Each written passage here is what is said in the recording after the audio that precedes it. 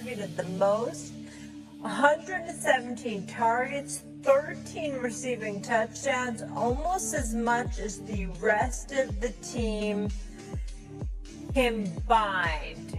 Clearly a playmaker. Lewis, how concerned are you about McLaurin's absence from camp? I know we've differed on this, talking about this earlier today, but I'll tell you this. I'm a 10 out of 10 concerned because every day matters, regardless of the fact that I know it's late July. Terry's a great pro. He's played a lot of football. They don't play football until September. I know that's always the very, the very common response to this kind of thing. And then, some are going to say, and I know I'm already jumping ahead of Kimberly, so I'm going to get out ahead of some of her arguments right now. And look, Terry wants to be there. He's a guy who is, who's going to be on the wrong side of 30, so to speak. There's a lot of reasons as to why maybe Washington is taking their time. But look, if you want to guard against making sure that the guy who basically has resurrected your franchise and made this city and this region, the DMV, as excited as it has been in the past 30 years, and that being Jayden Daniels, if you want to make sure that you safeguard that trajectory that he is on and keep it going the way it's going, then you need to make sure that every day that he can spend with Terry McLaurin, he spends with Terry McLaurin in a football setting in your building. And you shouldn't be haggling over, well, you know what? How much longer will Terry play at this level? How much? Nickel and diming him to the point where the guy is not in camp and he's not practicing. This is another one of those things that should be done.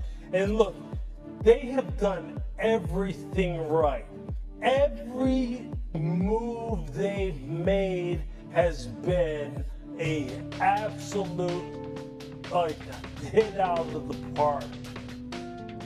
And I believe this team will be right there in contention. And I'm not one of those teams, rather one of those people who believes that there's an automatic sophomore slump because people get film on you and people understand what you're doing. I don't believe in that crap. I don't. And I damn sure don't believe it with Jayden Daniels. But if you keep messing around with the guy who is his dude, and you don't allow them to continue to grow, you're playing with fire. Just get him signed. Let me ask you a question, Lewis. Is he signed right now? He is. He's making $25 million this year. He's not a free agent. He's got a contract. If I wanted to lead, don't do that. He's making $25 million. He's signed. He's under contract. And at the end of the day, he's going to have to stay there because he's got to play 9 games to be a free agent for next year. So at the end of the day, he can do anything he wants.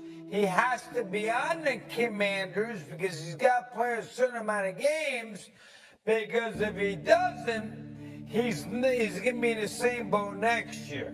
That's number one. Number two, be fair. Be fair. And I love McLaurin.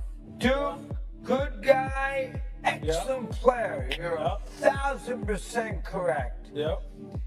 Think of these receivers in the NFL. Devontae Adams left. Did it help the Raiders? It was a disaster. Did it help Green Bay? No big deal. They made the playoffs. Tyreek Hill left. Big deal? Absolutely not. They won a Super Bowl without him. Miami hasn't done anything with Jrue Holiday. Never in the playoffs, nothing. They've done nothing. Diggs left Buffalo. What factor? No.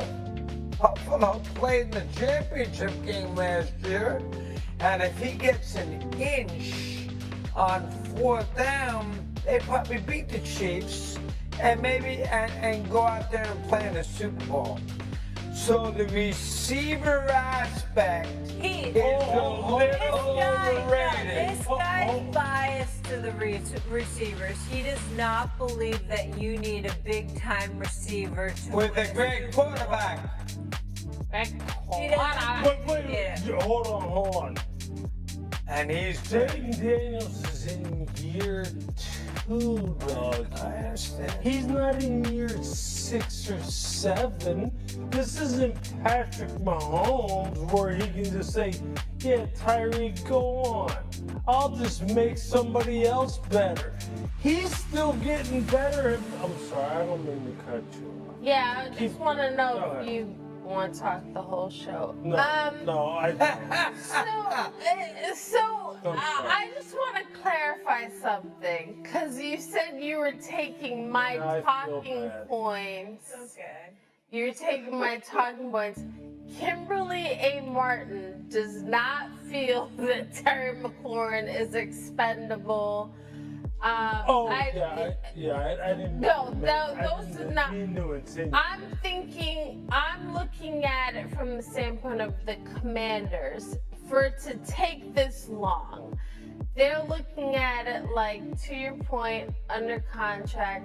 In the first year of his new deal, you might say like, okay, he's going to be 31 years old. Can we predict? And I even wrote this down when you were talking to earlier.